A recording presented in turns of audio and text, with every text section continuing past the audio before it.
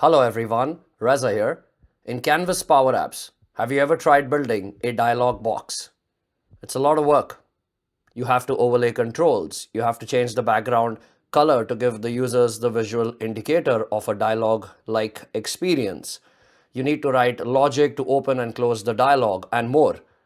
How about a brand new confirm function directly available out of the box that you can call and easily create dialogue experiences? I'll show how you can use this in various scenarios in this video. So let's begin.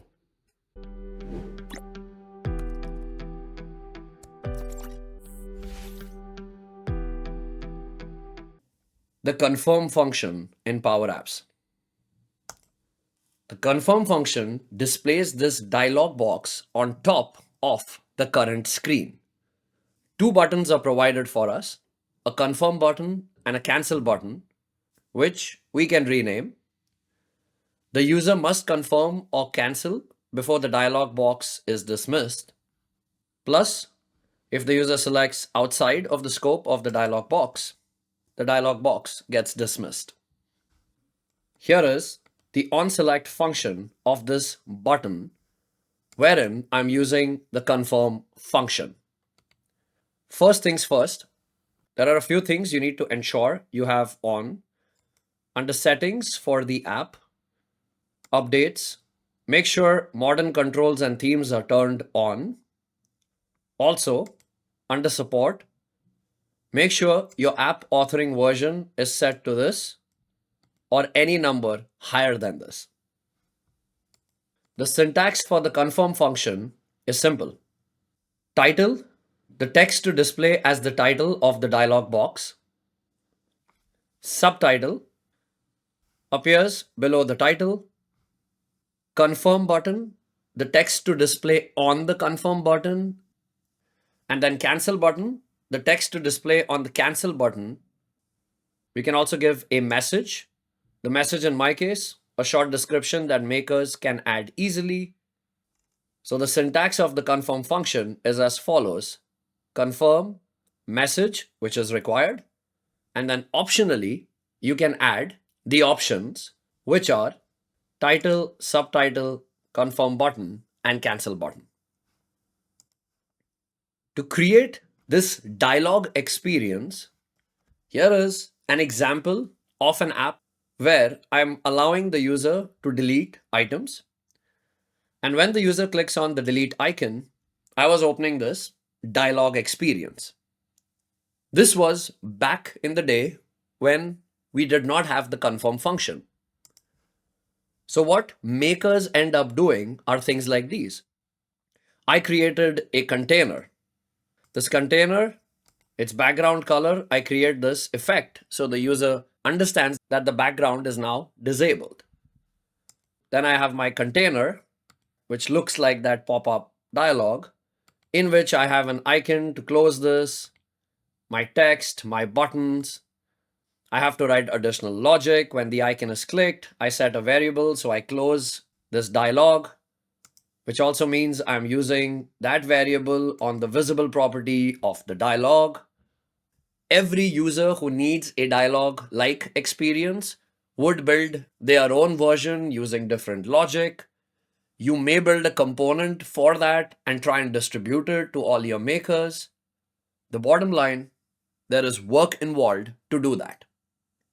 Now with the confirm function, everyone will be able to create a consistent dialogue-like experience.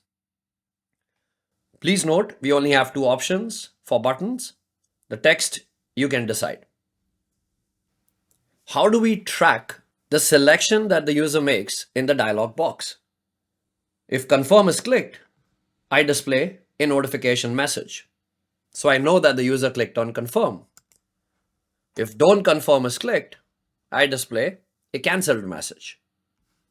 How to do this? You decorate the confirm function with an if condition. The confirm function itself returns true or false. If the confirm button is clicked, it's true.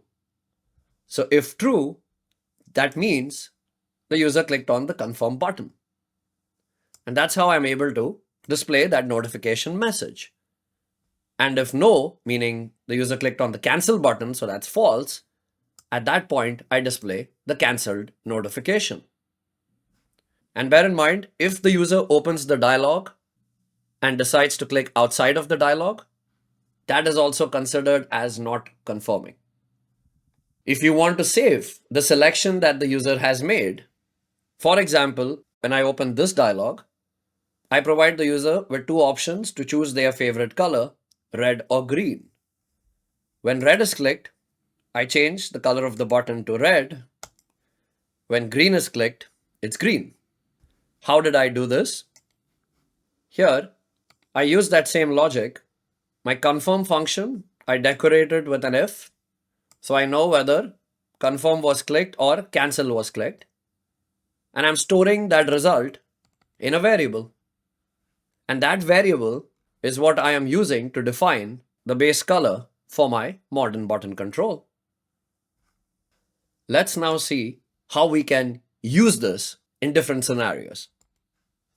I have a gallery that showcases data from a data source, in this case, a SharePoint list. And when the user clicks on the delete icon, I go ahead and remove the item from my data source. Now, deleting, ideally, we should always confirm with the user. What if they clicked on it by mistake? Let's always make sure we give them a confirm dialog. Now, with the new confirm function, here is the delete icon in my gallery. On select of this, I was simply removing the item. Now, I'll add the following logic. If confirm, are you sure you want to delete the item? This is my message. Additionally, I can add the options. I'll keep it simple for this one. So I'll just simply display that confirm message. If the user confirms, then I will go ahead and remove the item. Very simple. Let's try it out. I click delete. I get the confirm dialog. Are you sure you want to delete the item? If I cancel, the item is not deleted. If I confirm, at that moment, that item gets deleted. I can also add the notify function to this to let the user know that the item was deleted successfully. Let's try it out. Delete, confirm, the item is deleted. The confirm function, this dialog is fully responsive. Try this out when running the app on your mobile device to see it in action. Next scenario, I have the modern table control connected to my SharePoint list. The table control has an option to allow multiple selections. So the user can select multiple items and decide whether they would like to delete them all in one go. Once again, I can take the advantage of the confirm function.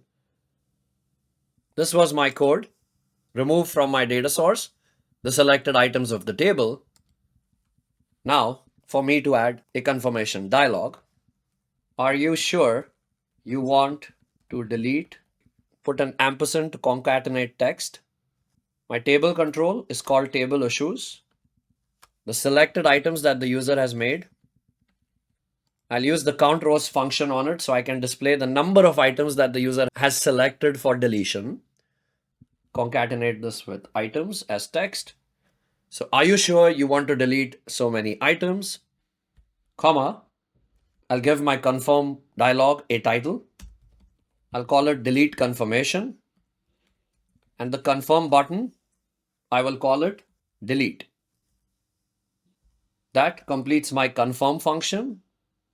If yes, then go ahead and remove all those items. Plus, I will notify the user that the items have been deleted successfully. Let's preview. Delete. Here's my dialog. If I cancel, they won't be deleted. Selected a couple of items, so it says delete 2 items. Select. Confirm. Yes, delete. Now they will be deleted. Here is the notification, and those items have been removed from my data source. The next scenario, gallery connected form experience. When I select an item, it leads me to a form screen where I have the option to modify any of the properties of that item. For this item, the status is blocked. I'll change to completed, submit, and this will make the update to the status. Now, when I go to the screen, I also have the option to go back to the previous screen. Click back, takes me back. Plus, if I do make changes, I can cancel any of those changes. So it resets the form. But what if the user makes changes but decides to go back? Now, it would be nice to let the user know that you have made changes, but you're going back, so you will lose those changes. Basically, you have unsaved changes on the form. Are you sure you want to go back? A nice spot for us to use the confirm function once again. So let's try that. The back button on select, all I was doing is taking the user back. Now, let's use the confirm function. But I want to show the confirm function only if there are unsaved changes on the form. My form control is called issue form. The form control has a property unsaved. So if issue form dot unsaved, if that's true, meaning the user has made changes and they're clicking on the back button, I want to display my confirm dialog. So here I'll add my if condition for confirm. My message is you have unsaved changes. My title, I'll say unsaved changes. The confirm button text is yes. The cancel button text, no. Close the confirm function. So if the user confirms that yes, I am okay with the unsaved changes, only then I'll execute the back function. So if there are unsaved changes, you confirm.